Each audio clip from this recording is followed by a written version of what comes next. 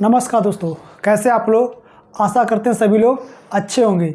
आज का टॉपिक है संवैधानिक विकास के अंतर्गत भारत शासन अधिनियम 1909 और भारत शासन अधिनियम 1919। इसके मुख्य बिंदु को देखते हैं जो एग्जाम में बहुत ज़्यादा पूछे जाते हैं। तो सबसे पहले देखते हैं भारत शासन अधिनियम 1909।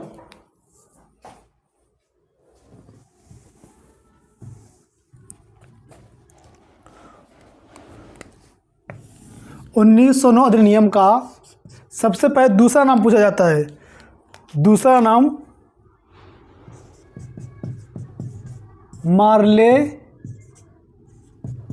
मिंटो अधिनियम। क्योंकि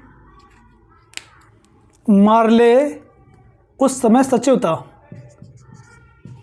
मार्ले 1909 में सचिव था और जो मिंटो था वो भारत का गवर्नर जनरल था, इसलिए इसे मार्ले मिंटो नाम दिया गया।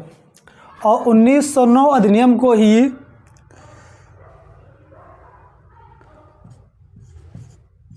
फूट डालो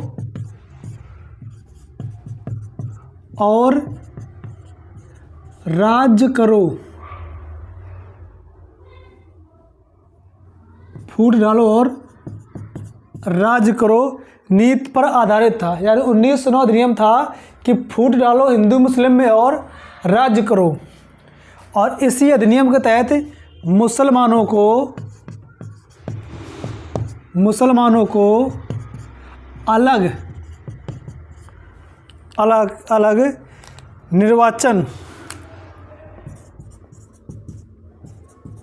निर्वाचन की व्यवस्था की गई। यानी कि मुसलमानों के लिए अलग से वोटिंग की व्यवस्था की गई 1909 अधिनियम के द्वारा। और इसी 1909 अधिनियम में जो मार्ले सचिव थे, जो भारत के सचिव थे, इन्हें सांप्रदायिक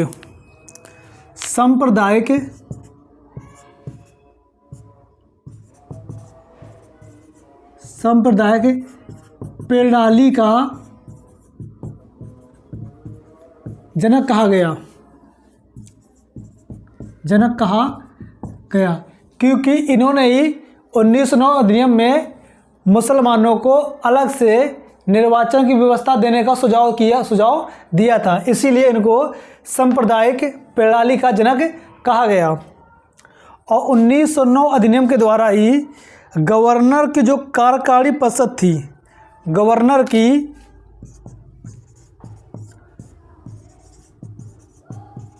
कार्यकारिणी परिषद व मंत्रिपरिषद सचिव में पहली बार भारतीयों को शामिल किया गया।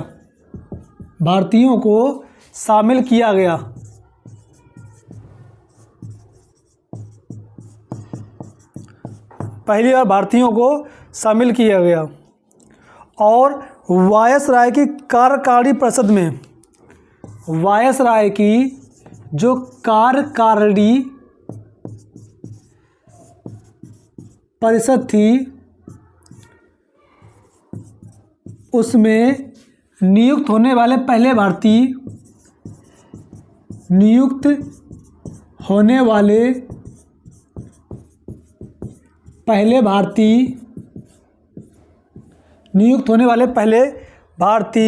सत्येंद्र नाथ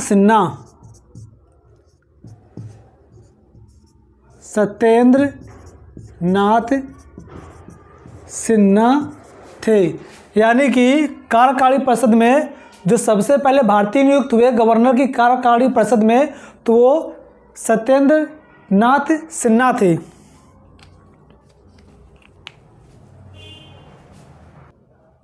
अगला है 1919 का अधिनियम, भारत शासन अधिनियम 1919, जो भारत शासन अधिनियम 1919 है, इसका सबसे मुख्य पॉइंट पूछा जाता है इसका दूसरा नाम। तो उसका दूसरा नाम है मॉन्टेग्यू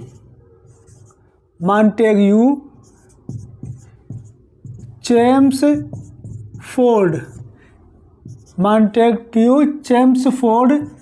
सुधार अधिनियम इसका दूसरा नाम है। जो मॉन्टेग्यू थे वो भारत के सचिव थे और जो चेम्सफोर्ड थे वो गवर्नर जनरल या वायसराय थे। और इसी 1919 एक्ट के द्वारा महिलाओं को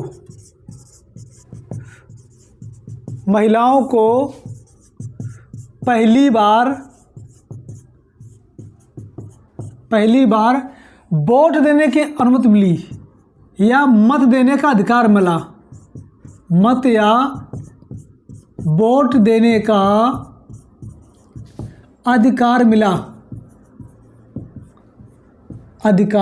मिला। यानी इससे पहले चुनाव में महिलाएं वोट नहीं डाल सकती थी। 1919 अधिनियम में बनाया गया जिसमें महिलाओं को वोट डालने का अधिकार मिला या मत देने का अधिकार प्राप्त हुआ।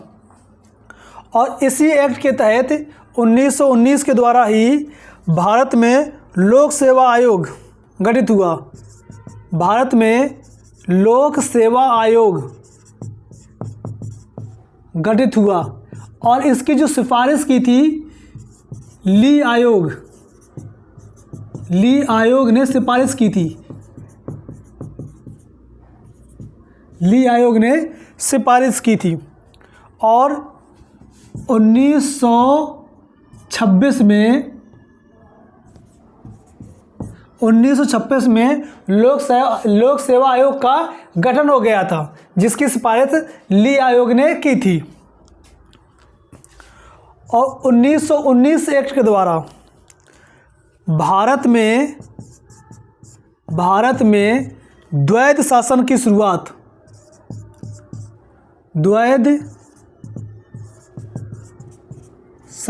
शुरुआत सबसे ज़्यादा एग्जाम में पूछा जाता है। द्वैध शासन की शुरुआत, ये भारत में द्वैध शासन की शुरुआत हुई। इसको दो भागों में बांटा गया। नंबर 1 आरक्षित विषय और नंबर 2 हस्तांतरित। जो आरक्षित है इसमें जो इसके अधिकार थे गवर्नर ने अपने हाथों में रखे और हस्तांतरित के जो अधिकार थे वो वहाँ के शासक या प्रशासक को सौंप दिए गए।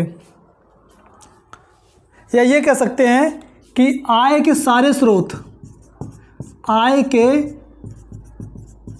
स्रोत जैसे कि पुलिस, राजस्व, वित्त विभाग, ये गवर्नर अपने हाथों में रखे और हस्तांतरित में गवर्नर ने वहाँ के शासक या प्रशासक थे उनके अधिकार में छोड़ दिया। और इसी एक्ट के तहत जो भारत का सचिव उसे अधिकार दिया गया, सचिव को अधिकार मिला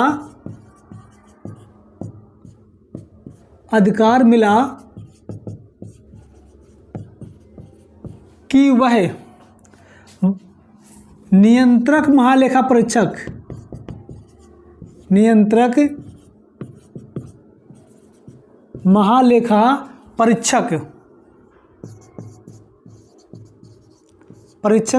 याग कैग की नियुक्ति कर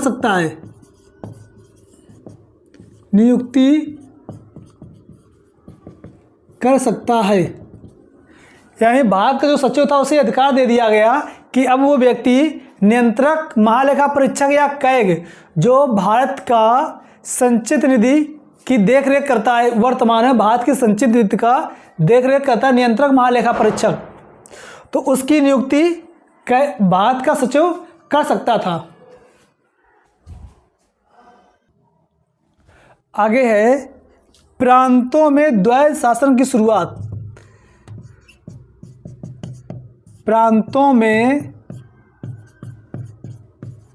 द्वैध शासन की शुरुआत लियोनस कार्टियस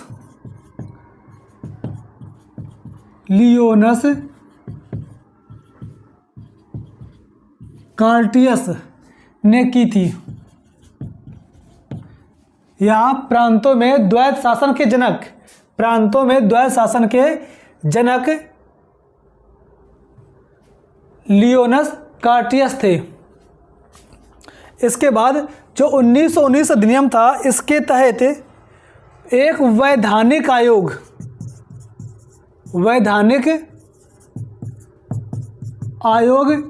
का गठन किया जाना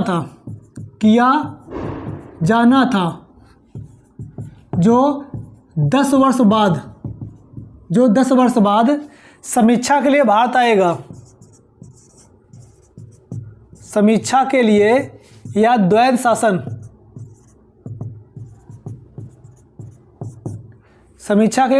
की समीक्षा करने के लिए भारत आएगा।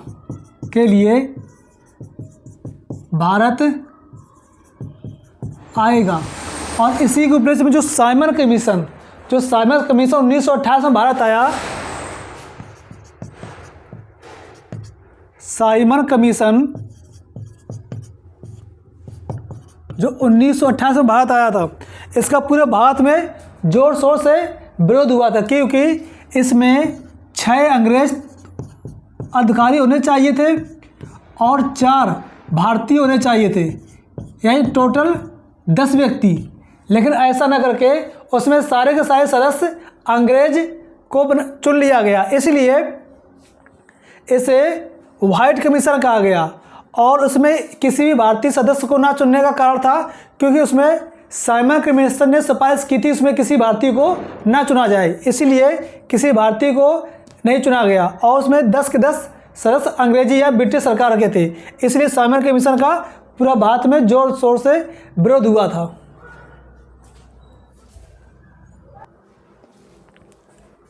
आशा करते हैं सभी लोगों को वीडियो पसंद आया होगा, इसलिए वीडियो को लाइक और सब्सक्राइब करें और अपने दोस्तों को भी शेयर करें। नमस्कार दोस्तों।